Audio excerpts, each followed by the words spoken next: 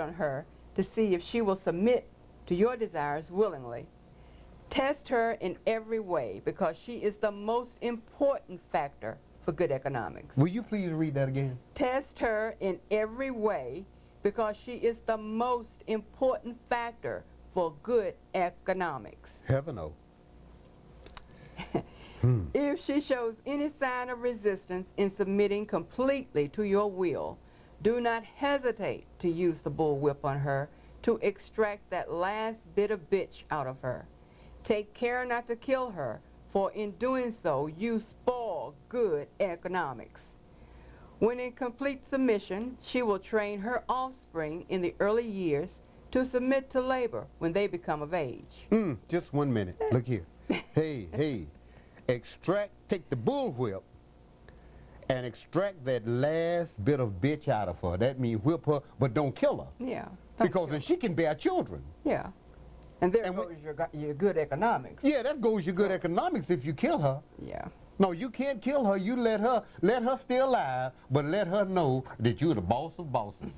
You understand what I mean? Yeah. That you the kingpin. Okay. Yeah. Understanding is the best thing. Therefore, we shall go deeper into this area of the subject matter concerning what we have produced here in this breaking process of the female nigger. We have reversed the relationships. In her natural, uncivilized state, she would have a strong dependency on the uncivilized nigger male, and she would have a limited protective tendency toward her independent male offspring and would raise female offspring to be dependent like her. Nature had provided for this type of balance. We reversed nature by burning and pulling one civilized nigger apart and bullwhipping the other to the point of death, all in her presence. Hey, 1 minute there. We reverse nature. Now this is how they made the hens crow and the roosters lay eggs. We reverse nature by burning and pulling one civilized nigger apart and bullwhipping the other to the point of death, all in her presence. All in her presence. All in her presence. Please continue. By her being left alone, unprotected, with the male image destroyed, the ordeal caused her to move from one psychological dependent state to a frozen independent state. In this frozen psychological state of independence, she will raise her male and female offspring in reversed roles.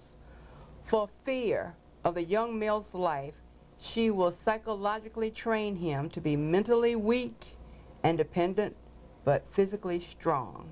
Hey, 1 minute, please. Destroy the male image. In this country, I have never heard, now I don't know whether you have or not, you can tell me if you have, I've never heard of a black woman being lynched. Have you ever heard of that? No, I haven't. I have never heard of a black woman being tarred and feathered. No. Have you ever heard of that? No. Or I've never heard of a black woman having her legs tied together and a horse pulling her apart in this country. I've never heard that. Have you? No. Yeah, No. because she was important. She is very important here to the white man because look here, what he's doing is reversing the roles. And the mother, for fear of the young male's life, she will psychologically train him to be mentally weak and dependent. Mentally weak and dependent, but physically strong. Like, get your hat, yes, the captain. You understand what I mean? Yes, the boss. Good morning, boss, and the same to your house. That's what you was training him to do. Yeah. Yeah. He could move a car. Yeah. Good morning, boss, and the same to your house. Want him to be, hey, but physically strong, like you said, could move a car. Yeah. But don't have no mind. No Hey, mind. please continue. Because she has become psychologically independent, she will train her female offspring to be psychologically independent. What have you got? You've got the nigger woman out front and the nigger man behind and scared. This is a perfect situation for sound sleep and economics. Isn't that something? You've got the nigger woman out front, women sticking out their chest. You know what I mean? And they going to answer the door. And the nigger man, hey baby, get the door. You know what I'm saying? Why can't she stop at the door? Absolutely. But the role that she has assumed is where, hey, she's the boss and the master of the house. That's right. Yeah. Yeah. I have never, you know, when I lived here with my mother and my grandmother, if you ring that doorbell 20 times, they would sit there and look at television like they hadn't heard it if I'm in the house. Because it was my mother's house, and I had told her, don't you answer the door, mother, because you ain't got nothing to turn nobody around with. When I go to that door, I'm going to be able to turn them around if they need to be turned around. So my mother and my grandmother, hey, they were the top leaders in my house until I became a man. And when I became a man, I had to assume my leadership role because I didn't know nothing different. Let me tell you something. If I had been broken, thank God that I am not broken. But if I had been broken, I would have been the head scratchingest, behind scratchingest, grinningest, tap dancingest, boot licking, sock sucking nigga you'd ever seen, because what I do, I try to do it well if I had been broken. But thanks to God, I was not broken. But if I had been broke, and I wouldn't have cared what black folks would have been saying about me, they'd been talking about, look at that nigga grin, and I wouldn't have cared. As long as I'm all right with the white man, I wouldn't have cared. I could have given less than a damn what they were saying, as long as I was all right with him, if I had been broken. I think that broken men don't care. They don't realize that they're broken men. No, they don't. They don't realize that they're broken. They just going along doing what they do because that's what they do.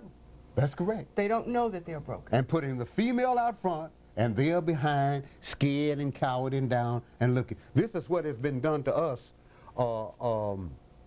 through scientific methods. It's not the way that we came.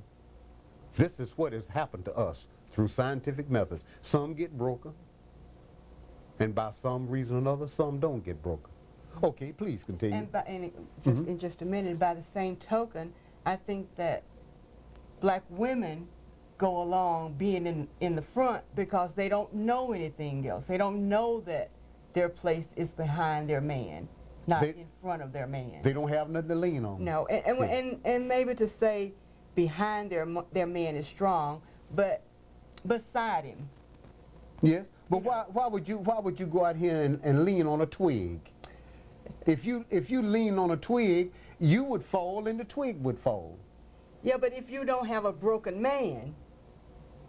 Yeah, if you don't. I'm saying if you don't have a broken man, then that makes a difference, because a broken man will be able to keep you upright. Yeah, yeah. You won't fall. You won't fall. But if you have a twig, you gotta stand on your own 2 feet because you can't lean on the twig. I am so glad I don't know anything about a broken man. Making hens crow and making roosters lay eggs. Making hens crow and making roosters lay eggs. Oh, well. Before the breaking process, we had to be alertly on guard at all times. Now we can sleep soundly, for out of frozen fear, his woman stands guard for us. Isn't there something? His woman. Out of frozen fear. Now that's the beginning of Crime Stoppers. Yeah. This is the beginning of Crime Stoppers. For out of frozen fear, his woman stands guard for us. Okay, let's go on. He cannot get past her early infant slave molding process. He is a good tool, now ready to be tied to the horse at a tender age. By the time a nigger boy reaches the age of 16, he is soundly broken in and ready for a long life of sound and efficient work and the reproduction of a unit of good labor force. Continually through the breaking of uncivilized savage niggers by throwing the nigger female savage into a frozen psychological state of independency, by killing of the protective male image, and by creating a submissive, dependent mind of the nigger male slave, we have created an orbiting cycle that turns on its own axis forever, unless a phenomenon occurs and reshifts the position of the male and the female. Savages, we show what we mean by example. Take the case of the 2 economic slave units and examine them closely. Let's go back for just a minute. We have created an orbiting circle. Orbiting cycle. Orbiting cycle that turns on its own axis forever. Forever, forever, forever, unless a phenomena occurs. Unless a phenomena occurs. Please keep that in mind. That this cycle will go on and on and on and on unless a phenomena occurs and reshifts the positions, making the man and the woman the woman. Reshifts the positions of the male and female savages.